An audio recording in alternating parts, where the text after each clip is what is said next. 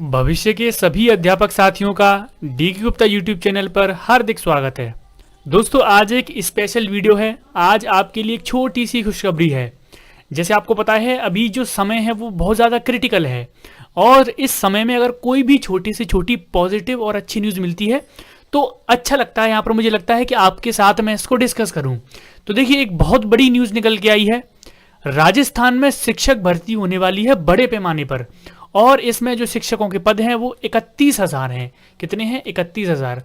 यहाँ पर इस राजस्थान की जो शिक्षक भर्ती है, इसकी खास बात यह है कि लगभग 25%, इसमें 20 भी हो सकता है, 30 भी हो सकता है, लगभग अप्रोक्स 25% जो भर्ती में जो कैंडिडेट होते हैं वो जॉब लेते हैं अन्य राज्यों से। तो आपके लिए एक अच्छा मौका है राजस्थान में शिक्षक बनने का। तो इसका जो आयोजन किया जाता है राजस्थान शिक्षक पात्रता परीक्षा का, और इस बार की जो राजस्थान शिक्षक पात्रता परीक्षा है वो आपकी फरवरी या फिर मार्च में हो सकती है।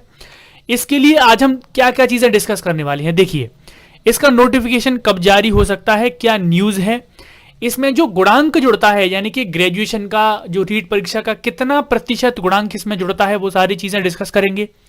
इसके अलावा दूसरे अन्य जो राज्य हैं उनके स्टूडेंट्स को कितना क्या मौका दिया जाता है।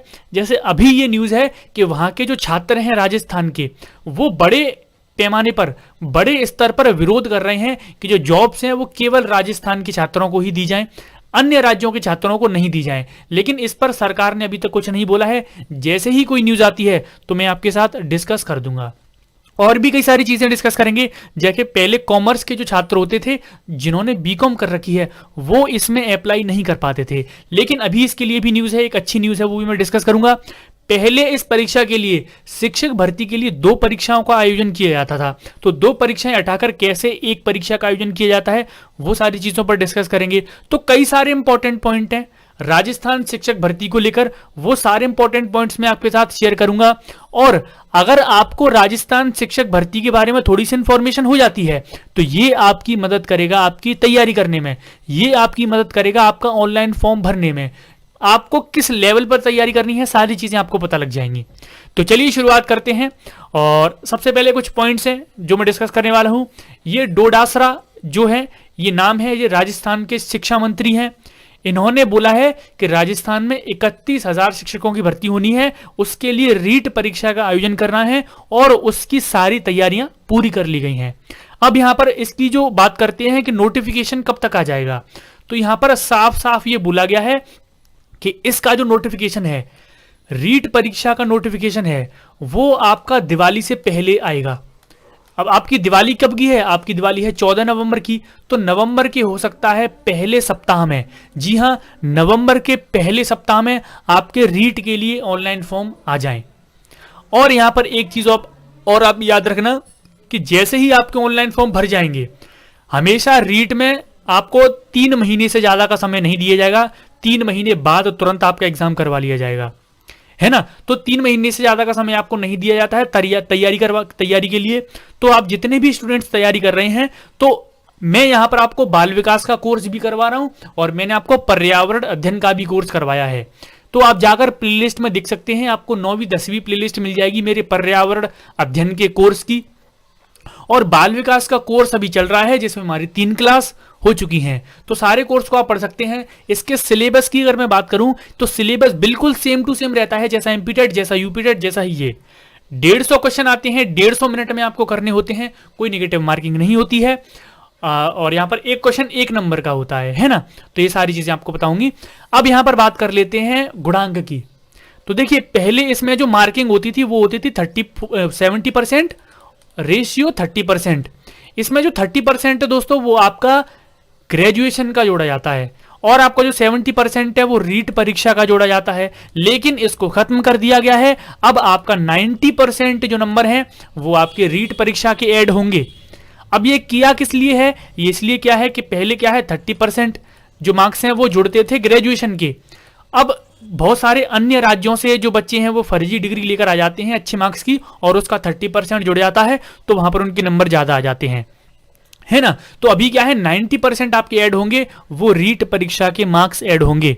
यानी कि पूरा जो एग्जाम है, पूरी जो ज्वाइनिंग है, पूरी जो आपकी वो है, सारी डिपेंड करेगी किस पर, आपकी रीट परीक्षा पर। तो रीट परीक्षा में आपको अच्छे मार्क्स लाने होंगे, है ना। तो ये रही बात यहां पर इसकी गुणांक की। अब बात कर लेते हैं अन्य राज्यों का प्रतिशत, यानी कि अन्य राज्यों को इसमें काफी ज्यादा मौका दिया जाता है। लगभग 25% के आसपास अन्य राज्यों से जो स्टूडेंट हैं वो इसमें नौकरी लेते हैं। इसके अलावा यहां पर भारी मात्रा में विरोध हो रहा है कि इतना प्रतिशत मत करिए किसी भी अन्य राज्य का, और उनको बिल्कुल मतलब बैन करिए। जो नौकरियां हैं सबसे पहले राजस्थान के छात्रों के लिए ही उपलब्ध कराई जाएं। लेकिन सरकार इस पर सोच रही है, विचार कर रही है, कोई भी उसकी तरफ से ऐसा बयान नहीं है। जैसे ही कोई इंपॉर्टेंट न्यूज आती है तो हम आपके साथ शेयर जरूर करेंगे। पहले क्या होता था इसमें कि कॉमर्स के जो छात्र हैं जिन्होंने बीकॉम कर रखी है उनको शामिल नहीं किया जाता था। लेकिन अब इस बार से क्या होगा कि कॉमर्स के यानी कि बीकॉम के छात्र भी इसमें पार्टिसिपेट कर सकते हैं, रीट परीक्षा का एग्जाम दे सकते हैं और शिक्षक भी वो लोग बन सकते हैं, है ना। पहले इसमें परीक्षा की बात कर लेते हैं कि परीक्षा इसमें पहले 2 एग्जाम होते थे, लेकिन अभी पेपर लेवल 2 के भी 2 एग्जाम होते थे जो लेवल 2 है। अब उसको हटाकर केवल 1 एग्जाम होगा, चाहे लेवल 1 हो चाहे लेवल 2 हो, चाहे पेपर 1 हो चाहे पेपर 2 हो, आपका केवल 1 एग्जाम होगा।